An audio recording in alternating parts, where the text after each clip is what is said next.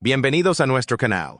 En el vídeo de hoy, exploramos cómo la historia de la mala gestión económica de Rusia sigue persiguiendo al país, especialmente bajo la presidencia de Vladimir Putin.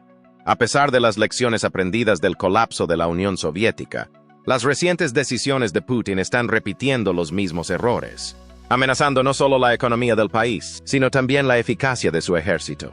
Siga con nosotros mientras exploramos cómo estos errores están llevando a Rusia por una peligrosa senda de declive. Efectos de las sanciones internacionales. Aunque Putin nunca ha sido especialmente sabio en sus estrategias económicas, su despiadada invasión de Ucrania es sin duda lo que desencadenó el principio del fin del ejército ruso. Cuando Putin lanzó por primera vez la invasión contra Ucrania, esperaba que Kiev se derrumbara en cuestión de días, asegurándose una victoria rápida y decisiva. En cambio, se encontró con una resistencia inquebrantable tanto dentro como fuera del campo de batalla. La resistencia fuera del campo de batalla y la formidable respuesta de la comunidad internacional fue lo que hundió la economía rusa más rápido de lo que Putin esperaba que cayera Kiev. Inmediatamente después de la invasión, la actividad económica en Rusia se contrajo un 4,4%.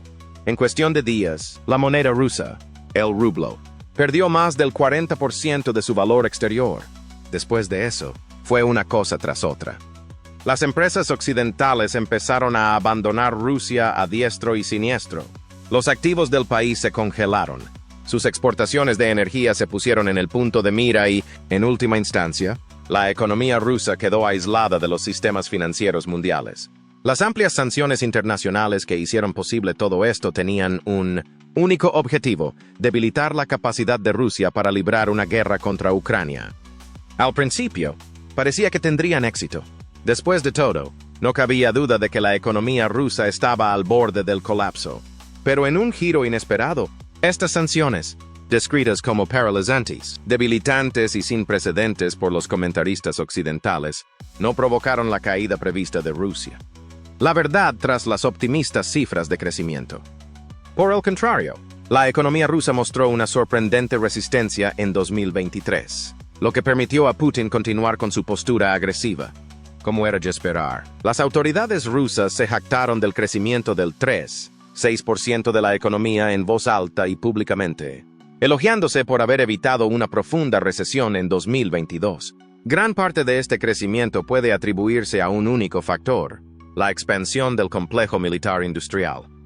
Probablemente, tras comprobar que los militares fueron los que salvaron a la economía rusa de una recesión más grave, Putin decidió convertirlos en la base de la estrategia económica del país.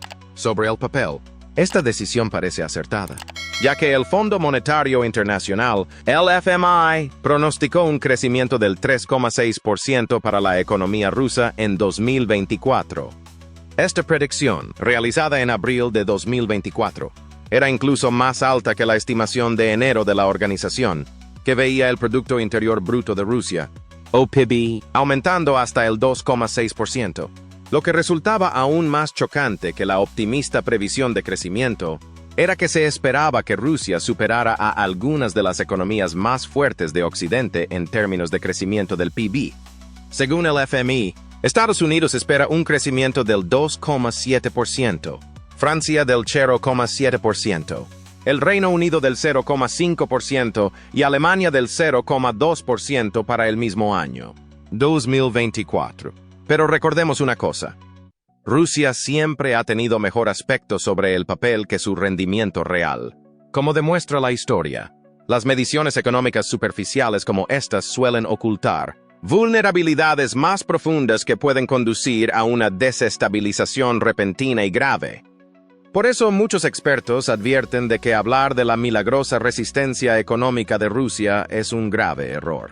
En palabras de Mark Sobel, presidente estadounidense del Foro de Instituciones Monetarias y Financieras Oficiales, Rusia está ocultando un proceso de degradación económica significativa que continuará en el futuro y marginará aún más su presencia mundial. Pero, para sorpresa de nadie, Putin está redoblando sus estrategias económicas, impulsado por la creencia de que una mayor militarización es la clave para mantener el poder y la influencia. Con esto en mente, Echemos un vistazo más de cerca a la economía de guerra y sus principales pilares, explorando cómo está preparando el escenario para el colapso del ejército ruso. Un único principio yace en el núcleo de la economía de guerra de Putin, cuando el dinero público se asigna sabiamente de resultados. Putin parece creer que la sabia asignación en cuestión es el gasto militar masivo, mientras que el resultado deseado es salvar la economía del país en lugar de llevarla a la bancarrota. Por supuesto, este principio no es nada nuevo. Este modelo económico ha sido moldeado por décadas de falacias y creencias delirantes de la era soviética. Este modelo solo es nuevo en el sentido de que Putin nunca lo había utilizado antes de la invasión de Ucrania. Cuando Putin asumió el poder en Rusia, lo hizo tras las reformas liberales de la década de 1990. En sus primeros años en el cargo, incluso parecía abogar por una reestructuración y liberalización significativas de la economía rusa. Hoy en día, solo se pueden encontrar los rastros más tenues de liberalismo en las personas que Putin elige para mantener a cargo de diversos aspectos de las finanzas rusas. Anton Siluanov, ministro de Finanzas. Elvira Nabolina, gobernadora del Banco de Rusia. Y Maxim Oreshkin, asesor económico de Putin, no son en absoluto liberales. Sin embargo, pueden describirse como tecnócratas racionales que dan prioridad a la estabilidad. Entonces, ¿por qué Putin los mantiene a su lado?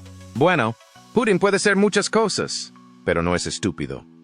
Conoce la importancia de mantener unos indicadores macroeconómicos sólidos y la estabilidad económica para preservar su control del poder. Varios economistas liberales, como Alexei Kudrin y Anatoly Kobayev, le enseñaron bien al principio de su mandato.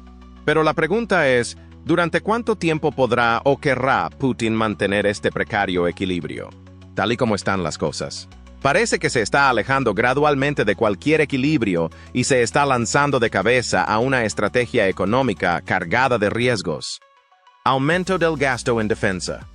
Esto no debería sorprender, dado lo firmemente que la gente que rodea a Putin cree en la llamada Operación Militar Especial de Rusia en Ucrania. Esta creencia errónea, similar a un culto, alimentó por sí sola la convicción de que el gasto exorbitante del gobierno en el complejo militar industrial no solo podría sostener el esfuerzo de guerra, sino también sostener e incluso hacer crecer la economía de Rusia. ¿De qué exorbitante estamos hablando? Tan exorbitante que casi alcanzó la escala del gasto militar de la era soviética durante la Guerra Fría. Por supuesto, nos referimos a la cantidad total de dinero que se gasta y no a la parte del PIB que se destina a lo que Rusia llama descaradamente fines de defensa y seguridad. Después de todo, es bien sabido que la Unión Soviética gastaba más del 20% de su PIB en defensa mientras trataba de presentarse como el hombre del saco ante Occidente. En la actualidad, solo Ucrania supera este porcentaje, destinando hasta el 37% de su PIB a su defensa en medio del conflicto en curso. En cuanto a Rusia, el país destina aproximadamente el 7% de su PIB a defensa, lo que supone unos $140,000 millones. A modo de comparación, Rusia solo gastaba $65,910 millones en defensa en 2021 antes de la invasión, lo que suponía alrededor del 3,7% de su PIB en ese momento. Incluso cuando la invasión comenzó en 2022, el gasto militar no podía acercarse a lo que es hoy. En 2022, el presupuesto militar de Rusia era de $86,370 millones, o el 4,06% de su PIB. Sin embargo, es importante señalar que una gran parte del presupuesto federal de Rusia, casi una cuarta parte, sigue manteniéndose en secreto. Teniendo en cuenta todo lo que sabemos sobre los planes de Putin, es seguro suponer que el gasto real relacionado con la guerra en el presupuesto federal de Rusia es aún mayor, significativamente mayor. Una escala tan absurda de gasto militar solo es factible bajo un régimen autocrático, un régimen dispuesto a dar prioridad a las armas sobre la mantequilla para lograr su objetivo final, que en este caso es la misión especial de Rusia. Si no está familiarizado con el modelo de las armas frente a la mantequilla, he aquí una breve explicación. Armas y mantequilla. Compromisos en la estrategia económica rusa. Las armas son las inversiones del gobierno en capacidades militares. La mantequilla son las necesidades civiles y el bienestar. Por tanto, el argumento de las armas frente a la mantequilla se refiere simplemente a las compensaciones entre estas dos prioridades contrapuestas. Según este modelo, un régimen autocrático como el ruso puede inclinarse por las armas y descuidar la mantequilla casi por completo. Al fin y al cabo, no se enfrentará a ningún tipo de escrutinio público u oposición. En honor a Putin, no ha renunciado por completo a la mantequilla, al menos no públicamente. Lo que hizo fue dar instrucciones a sus economistas para encontrar un equilibrio entre las armas y la mantequilla. Sus palabras exactas fueron que, al tiempo que aumentamos nuestros gastos en defensa y seguridad, debemos tener en cuenta que todas nuestras obligaciones sociales con el pueblo deben cumplirse y que nuestro objetivo de desarrollo nacional debe alcanzarse en todas las esferas, incluida la protección social. Explicó además que se refería sobre todo a la educación, la sanidad y el apoyo a los veteranos. Por supuesto, el presupuesto federal ruso carece del dinero necesario para toda esta mantequilla. Así que de esta parte tendrá que encargarse el sector del mercado, que sigue funcionando en la Rusia de Putin gracias a los cimientos que sentaron las reformas del ex primer ministro ruso Yegor Gaidar hace más de 3 décadas. Esta fascinante mezcla ha llevado a muchos analistas a concluir que Rusia está en vías de adoptar una política económica parecida al keynesianismo militar. Si no está familiarizado con el término, el keynesianismo militar es una teoría económica que aboga por el aumento del gasto público como medio para estimular el crecimiento económico y el empleo. La ecuación es sencilla. Invierte mucho en el sector militar y obtendrás más actividad económica, empleo y avances tecnológicos. Comparación entre el gasto militar ruso y el de otros países de la Guerra Fría. Suena familiar, ¿verdad? Para ver un buen ejemplo de keynesianismo militar, basta con mirar a la Alemania nazi o a Estados Unidos durante la Guerra Fría. En la Alemania nazi, se utilizó un amplio gasto militar para prepararse para una posible guerra con las naciones eslavas. Bajo el régimen de Adolf Hitler, el gasto militar alcanzó aproximadamente el 40% del PIB alemán en 1940, frente al 8% de 1935. Este aumento del gasto en defensa fue decisivo para reactivar la economía alemana, reduciendo el desempleo de más del 34% en 1933 a menos del 2% en 1939. Del mismo modo, durante la Guerra Fría, Estados Unidos invirtió mucho en defensa y en avances tecnológicos. De modo que en la década de 1960, el gasto en defensa alcanzó cerca del 10% del PIB del país. Incluso entonces, se plantearon numerosos interrogantes sobre la sostenibilidad real del keynesianismo militar. Algunos expertos creen que gastar mucho dinero en la producción militar, que es esencialmente una forma de producción de alta tecnología, conduce al desarrollo del sector tecnológico en su conjunto. ¿Cuál es el resultado? Las innovaciones subsiguientes benefician a la economía civil, otros. Sin embargo, creen firmemente que los avances en tecnología militar no tienen casi nada que ver con el sector civil. Esencialmente, afirman que el complejo militar industrial roba a la economía civil recursos vitales, incluidos los trabajadores, que en modo alguno pueden ayudar a la economía en general. A estas alturas, está bastante claro de qué lado está Putin, el que cree o intenta aferrarse desesperadamente a la noción de que el gasto militar sirve como motor del desarrollo. Los cambios en el gabinete de Putin, que han conmocionado al mundo, han dejado esto muy claro. Crisis interna y despido de Sergei Shoigu. Con esto nos referimos principalmente al despido de Sergei Shoigu como ministro de Defensa de Rusia. Ahora bien, no nos malinterpreten. Esta medida no fue en absoluto chocante desde un punto de vista estratégico. La salida de Shoigu fue la culminación de un cúmulo de críticas y fracasos durante la guerra de Ucrania, por lo que no tuvo nada de sorprendente.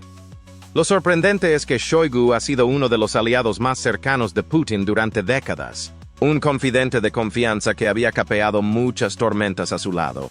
Esto había llevado a algunos a creer que estaría a salvo de tal agitación.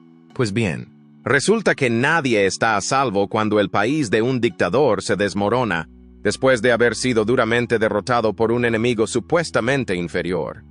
En una situación tan desesperada, Incluso los aliados más cercanos se convierten en pasivos. Y los pilares del poder, antaño inquebrantables, se desmantelan sin piedad en la lucha por salvar un régimen que se desmorona. Pero, ¿quién es Shoigu y, lo que es más importante, por quién ha sido sustituido? Sergei Shoigu, una figura curtida en la política rusa, fue ministro de Defensa de 2012 a 2024. Su mandato estuvo marcado por amplias reformas militares y un importante aumento de las Fuerzas Armadas rusas, por lo que no es de extrañar que Putin le confiara la invasión de Ucrania en 2022, ordenándole capturar Kiev en cuestión de días. Para ser justos, esta orden era intrínsecamente imposible de cumplir, ya que subestimaba tanto la resistencia de las fuerzas ucranianas como las complejidades de la guerra urbana. Se puede esperar que unos 190,000 soldados y decenas de miles de vehículos asalten sin esfuerzo un área de 839 kilómetros cuadrados con 5 millones de residentes en pleno invierno. Aunque un no rotundo es la respuesta obvia, Putin nunca fue de los que aceptan lo obvio. Así que fracasó, y Shoigu fracasó. Sin embargo, el fracaso de Shoigu a la hora de asegurar una rápida victoria en Kiev no fue el único problema. A medida que la guerra se prolongaba y las pérdidas rusas aumentaban, la posición de Shoigu se hacía cada vez más insostenible. Eso fue lo que finalmente condujo a su destitución en mayo de 2024, aunque fue al menos parcialmente responsable. Los fracasos de Shoigu, así como las medidas enérgicas del gobierno ruso contra la corrupción entre los altos funcionarios de defensa, no fueron la única razón por la que fue destituido como ministro de Defensa. La medida tuvo más que ver con quién era el nuevo ministro de Defensa que con los errores del anterior. Si necesita pruebas, todo lo que necesita saber es que Shoigu no fue desterrado del gobierno por completo. En su lugar, fue nombrado secretario del Consejo de Seguridad de la Federación Rusa, un puesto de alto perfil y, nos atreveríamos a decir, lucrativo. Entonces, ¿quién es el nuevo ministro de Defensa que justifica toda esta intriga? La respuesta es Andrei Belyusov, un tecnócrata económico. Antes de asumir el cargo de ministro de Defensa, Belyusov fue primer ministro de 2020 a 24, ayudante del presidente en asuntos económicos de 2013 a 20 y ministro de Desarrollo Económico de 2012 a 13. Como puedes ver, en su extenso currículum no se menciona ningún cargo relacionado con el ejército. Eso es porque Belyusov no tiene experiencia militar alguna. Solo por este hecho, es fácil concluir que Putin ya no considera la guerra ruso-ucraniana como una batalla únicamente de poderío militar. Ahora la guerra se ha convertido en una batalla de recursos. En otras palabras, Putin por fin se ha dado cuenta de que no puede lograr una victoria relámpago, y solo ha tardado 2 años y medio en darse cuenta de ello, y de que debe prepararse para el juego a largo plazo. Por supuesto, la mera noción de que Putin esté preparando a su país para una guerra a largo plazo aterroriza tanto a Ucrania como al resto de Europa. Este movimiento solo confirma lo que muchos en Europa han temido durante meses. Putin no se detendrá en Ucrania, pero mucha gente no entiende una cosa. No es tanto que Putin quiera seguir luchando como que no puede permitirse parar. ¿Qué queremos decir con eso? ¿Cómo explica Renaud Foucault, profesor titular del Departamento de Economía de la Escuela de Administración de la Universidad de Lancaster? La guerra de Ucrania se ha convertido en el principal motor del crecimiento económico de Rusia. Sin embargo, esta guerra también es responsable de diezmar la economía rusa en otros aspectos cruciales. De modo que si Rusia dejara de luchar, tendría que enfrentarse a la realidad económica de una nación lastrada por las sanciones, una mano de obra mermada y unas infraestructuras deterioradas. Esto podría provocar malestar social y un posible colapso de la frágil estabilidad a la que se aferra desesperadamente el régimen de Putin. Paradójicamente, incluso ganar en Ucrania podría significar problemas para Rusia. El impacto de la economía en el ejército. ¿Cómo? El país simplemente no tiene los medios para reconstruir las zonas ocupadas que quedarían bajo su control, ni para mantener la seguridad en ellas. Así que para Rusia, el único curso de acción viable es seguir luchando. En Ucrania, en el Báltico, en toda Europa. Por eso Putin necesita a un economista como ministro de Defensa, ya que solo un economista puede navegar por las traicioneras aguas de sostener una economía impulsada por la guerra. El propio Putin declaró que solo un economista puede hacer eficiente el presupuesto militar del país, que ahora ha alcanzado proporciones gargantuescas. Con el comentario de Putin sobre la larga guerra en mente, probablemente puedas empezar a ver por qué este nuevo modelo económico supone la perdición para el ejército ruso. Así que vamos a sumergirnos en ello. Probablemente te habrás dado cuenta de que hasta ahora la nueva economía de Putin se ha centrado únicamente en el complejo militar-industrial. En otras palabras, la atención se centra en las armas y el equipamiento. Pero, ¿qué pasa con las personas que manejan esas armas? ¿Los soldados? ¿Los oficiales? ¿La columna vertebral de cualquier fuerza militar? ¿Cómo les va con este cambio económico? En resumen, no muy bien. Y eso podría ser el eufemismo del siglo. Solo un 30% de todo el presupuesto militar se gasta en el propio ejército. El resto se destina a la adquisición y producción de armamento. Y ni siquiera la totalidad del 30% se dedica a salarios militares.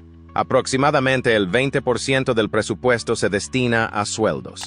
Al mismo tiempo, grandes sumas se desvían a través de la corrupción y la ineficacia, un problema que Belyazov está intentando abordar. Por supuesto, intentar es la palabra clave aquí, ya que el ministro de Defensa de Rusia parece seguir actuando como mero intermediario entre el presupuesto estatal y la industria militar. La industria es la que ostenta prácticamente todo el poder. Esto se aplica particularmente a un hombre, Sergei Chemezov, oligarca y director general de Rostec Corporation, conglomerado estatal de defensa. Parece tener más influencia sobre Putin que Belyazov. Putin lo confirmó al nombrar primer viceprimer ministro a Denis Manturov, exministro de Industria y Comercio. Tras el ascenso de Belyazov, Manturov es íntimo confidente de Chemezov, lo que significa que su ascenso permite a Chemezov seguir beneficiándose en gran medida del aumento del gasto militar. Y mientras Chemezov y los de su calaña ganan cantidades absurdas de dinero, es el soldado común el que sufre. Desde el comienzo de la invasión rusa de Ucrania, el 24 de febrero de 2022, hasta el 19 de julio de 2024, 564.620 tropas rusas han sido bajas en Ucrania. Eso es según el Estado Mayor de las Fuerzas Armadas de Ucrania. Eso es casi el 0,4% de toda la población rusa. La última vez que Rusia experimentó un número tan elevado de bajas fue durante la Segunda Guerra Mundial, cuando aproximadamente 8,7 millones de militares sufrieron bajas a lo largo de 6 años de intenso conflicto. Cabe recordar que la Segunda Guerra Mundial es el conflicto militar más mortífero de la historia, en el que participaron más de 100 millones de personas de más de 30 países. La guerra en Ucrania, por otra parte, solo se ha librado entre los dos países durante poco más de 28 meses. El mero hecho de que haya producido pérdidas tan asombrosas pone de relieve la ferocidad y la escala sin precedentes del conflicto en curso. Estas espeluznantes cifras ponen de relieve otra cosa: el máximo desprecio por la vida de los soldados rusos. La estrategia de la picadora de carne. Putin parece empeñado en perseguir sus objetivos estratégicos a cualquier precio, aunque ello suponga sacrificar a las propias tropas destinadas a lograr sus ambiciones. Por eso, la táctica más común empleada por el ejército ruso es la llamada estrategia de la picadora de carne, que consiste en abrumar las posiciones enemigas con oleadas masivas de infantería. Este enfoque, que prioriza el número sobre la precisión estratégica, solo ha dado como resultado una cosa: terribles bajas. En lo que respecta a Putin, siempre puede conseguir más soldados. Después de todo, el impulso de la economía le permite contratar soldados a sueldo que acuden al ejército ruso por los $2.300 de paga mensual. Si todo lo demás falla, puede llevar a cabo otra oleada de reclutamientos forzosos, obligando a más rusos a unirse a las filas y llenar los vacíos dejados por las asombrosas pérdidas. Así lo hizo en agosto de 2022, con 137.000 personas. Y en diciembre de 2023, con otras 170.000. Esta incesante rotación de personal pone de relieve una sombría realidad. Para Putin, las vidas humanas son prescindibles, y mientras su economía pueda sostener esta horripilante rotación de soldados, eso es todo lo que serán: meros engranajes de esta brutal maquinaria de guerra. El papel del ministro de Defensa Belyazov. Pero, ¿qué pasa con Belyazov? ¿Cuál es su papel en todo esto?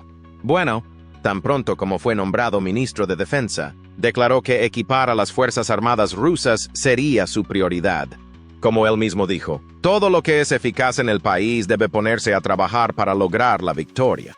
Ahora bien, para ser justos, equipar al ejército ruso no es un esfuerzo inútil, ya que muchas de las tropas se han quejado de haber sido enviadas a la batalla sin el equipo y el apoyo adecuados.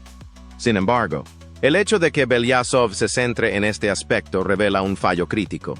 Su objetivo es mejorar un sistema que ya devalúa la vida humana, en lugar de abordar los problemas subyacentes que perpetúan la catastrófica pérdida de soldados. La cruda realidad es que mejorar el equipamiento sin reformar la estrategia y el liderazgo subyacentes solo hará que la picadora de carne sea más eficiente y más mortífera. La moral del ejército ruso ya se encuentra en mínimos históricos, por lo que ninguna mejora en el equipamiento impedirá que continúe la espiral de caos y desesperación, especialmente cuando las mejoras en cuestión proceden de alguien que es un completo extraño al ejército ruso. Recordemos que Belyazov no es un militar. Es un académico de laboratorio que ni siquiera ha servido en el ejército como recluta. Probablemente ni siquiera ha empuñado nunca un arma. ¿Cómo puede esperar inspirar confianza o introducir cambios significativos si carece de los conocimientos más básicos sobre la vida militar y las necesidades del combate? La formación económica y académica de Belyazov, aunque valiosa por sí misma, simplemente no se traduce en una comprensión intuitiva de las realidades a las que se enfrentan los soldados en el frente. Sin embargo, también conviene recordar que Shoigu nunca ha sido militar, lo que no le impidió lucir un uniforme de general repleto de medallas. Pero a pesar de su falta de experiencia personal en combate, Shoigu adoptó las tradiciones militares y una imagen diseñada para exudar autoridad e imponer respeto. Parecía querer dirigir él mismo el ejército ruso. Y, como ya se sabe, en Rusia, un país donde las apariencias y los títulos a menudo eclipsan la sustancia, jugar a fingir tiene mucho éxito. Así, mientras intenta controlar el agujero negro del gasto militar, es probable que Belyazov no haga más que debilitar al ejército ruso, erosionando lo que queda de su eficacia y moral. Por supuesto, también está la cuestión del futuro a largo plazo del ejército ruso. Aunque Rusia se está preparando sin duda para una larga lucha, Benjamin Hilgenstock, de la Escuela de Economía de Kiev, cree que la guerra debe terminar en algún momento. Cuando esto ocurra, el gasto militar volverá a bajar. Pero, ¿qué ocurrirá con los veteranos del ejército? ¿Tendrá Rusia fondos para recompensarlos y glorificarlos como solía hacer casi religiosamente? No es probable. Como resultado, los veteranos podrían verse abandonados a la dura realidad de lo que Rusia es en realidad. Y con la desilusión generalizada, tanto entre los que lucharon como entre el público en general, viene la destrucción del legado militar de Rusia de una vez por todas. Así que lo que una vez se creyó que era el segundo ejército más fuerte del mundo, inevitablemente se estrellará y arderá. Y todo esto se debe a que un hombre decidió correr un riesgo real. Como hemos visto, los pasos en falso de Putin en materia económica están llevando a Rusia hacia un peligroso colapso, con el ejército y la estabilidad de la nación en peligro. No aprender de los errores del pasado le está costando caro a Rusia y, a menos que se produzca un cambio drástico de estrategia, la situación no hará más que empeorar. Si este análisis le ha parecido interesante, no olvide darle a me gusta, suscribirse y compartir su opinión en los comentarios. Gracias por seguirnos.